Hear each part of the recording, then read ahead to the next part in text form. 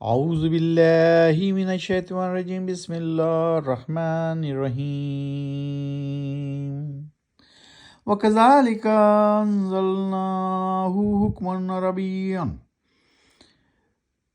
وَلَئِنِ اتَّبَعْتَ أَهْوَاءَهُمْ بَعْدَ مَا جَاءَكَ مِنَ الْعِلْمِ مَا لَكَ مِنَ اللَّهِ مِنْ وَلِيٍّ وَلَا وَاقٍ وَكَذَلِكَ أَنزَلْنَاهُ حُكْمًا عَرَبِيًّا۔ ابھی آپ کے سامنے آیت نمبر 37 کی تلاوت کی گئی، سورہ الرعد 13ویں سورت 13واں پارہ، آیت نمبر 37۔ آج ہم کریں گے 37 سے 40 تک کی تلاوت، 37 سے 40 تک کی تلاوت، اور اس کے معنی بھی دیکھیں گے۔ اور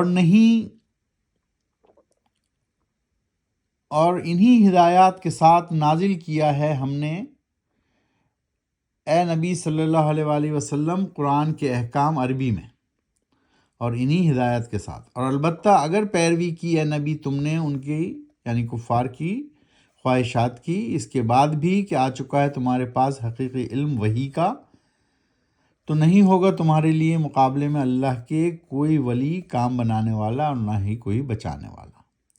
اللہ سبحانہ وتعالیٰ نے بتا دیا کہ تمہارے پاس یہ وحی کے ذریعے حقیقی علم آ چکا ہے، تو اب تم کسی اور طرف نہ دیکھو، کیونکہ اگر تم ادھر ادھر دیکھتے ہو تو تمہارے لیے کوئی ولی نہیں ہوگا، کام بنانے والا، تمہیں بچانے والا اللہ کے سوا۔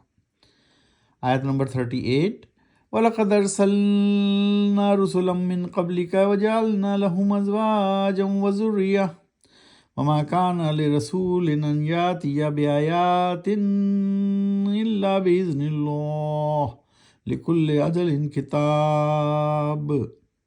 اور یقیناً بھیجے ہیں ہم نے بہت سے رسول تم سے پہلے، اور بنایا تھا ہم نے ان کو بھی بیوی بچوں والا، اور نہیں ہے کسی رسول کی طاقت کہ لایا ہو وہ کوئی نشانی یا معجزہ مگر اجازت سے اللہ کی۔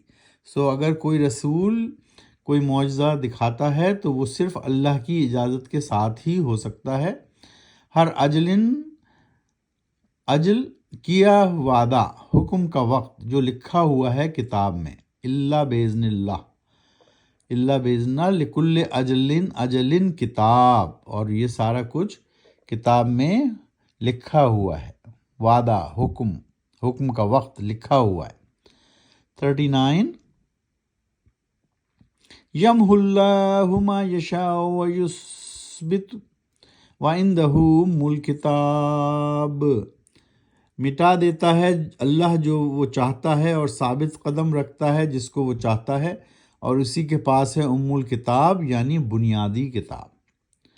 آیت نمبر 40، وَإِمَّا نُرِيَنَّكَ بَعْضَ الَّذِي نَعِدُهُمْ وَنَتَوَفِّيَنَّكَ فَإِنَّمَا عَلَيْكَ الْبَلَاغُ وَعَلَيْنَا الْحِسَابُ۔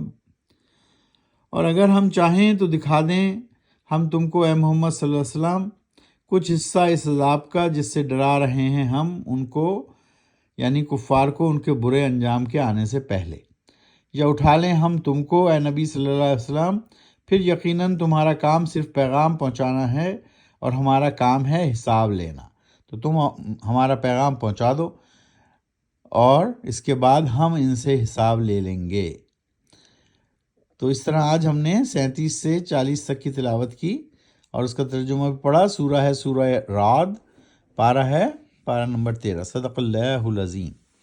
جس طرح ہم نے دعاؤں کا سلسلہ شروع کیا تھا تاکہ آپ لوگ دعائیں بھی یاد رکھیں، جتنے بھی ربنا کر کے قرآن میں آیات ہیں زیادہ تر وہ دعائیہ کلمات ہیں، اور وہ دعا کے لیے استعمال ہوتے ہیں، تو ہم اللہ تعالیٰ سے جب بھی دعا مانگتے ہیں انہی الفاظ کے ساتھ مانگتے ہیں۔ ربنا تقبل منا انک انت السمیع العلیم، ربنا واجعلنا مسلمین لک ومن ذریتنا امۃ مسلمۃ لک وارنا مناسکنا وتب علینا انک انت التواب الرحیم۔ یہ 2 ڈیش 127 اور 2-218 یعنی دوسرے پارے کی 127ویں اور 128ویں آیت ہے، جو کہ دعا ہے۔ ان کو یاد کیجئے ہمارے ساتھ، اور ان کو ہر نماز کے ساتھ پڑھیں، ہر نماز کے بعد پڑھیں تو یہ خود ہی یاد ہو جائیں گی۔ بہت سے لوگوں کو یاد ہی ہوں گی، لیکن ہم صرف دہرا رہے ہیں تاکہ جن لوگوں کو نہیں یاد ہے وہ اس کو یاد کر لیں۔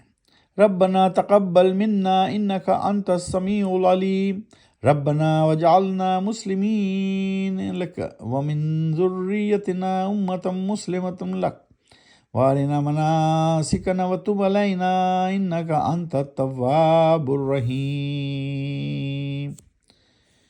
اور اس سے پہلے جو ہم نے پڑھی تھی، ربنا آتینا فی الدنیا حسنۃ وفی الآخرۃ حسنۃ وقنا عذاب النار وقنا عذاب القبر وقنا عذاب الحشر وقنا عذاب المیزان۔ تو یہ سب دعائیں ہیں جو ہم ہر نماز میں، نماز پڑھنے کے بعد مانگتے ہیں، اور انہیں ہمیں زبانی یاد کرنا چاہیے۔ یہ اللہ سے جس قدر مانگیں، جس زبان میں بھی مانگیں، جس انداز میں بھی مانگیں، لیکن چند دعائیں ایسی ہیں جو ہم قرآن سے اخذ کرتے ہیں اور قرآنی الفاظ میں ہی دعا مانگتے ہیں۔ اس کے معنی بھی ہم نے پڑھ لیے کہ ہم کس طرح مانگ رہے ہیں۔ آپ اردو میں بھی مانگ سکتے ہیں، انگلش میں بھی مانگ سکتے ہیں۔ تو قرآن شریف کو سمجھ کر پڑھیے، معنوں کے ساتھ پڑھیے، اور اس کو اپنی زندگی میں نافذ کیجیے۔ قرآن و سنت ہی اصل سرچشمہ حیات ہے، اور یہی کامیابی، دنیا اور آخرت میں کامیابی کی دلیل ہے۔ صدق اللہ العظیم۔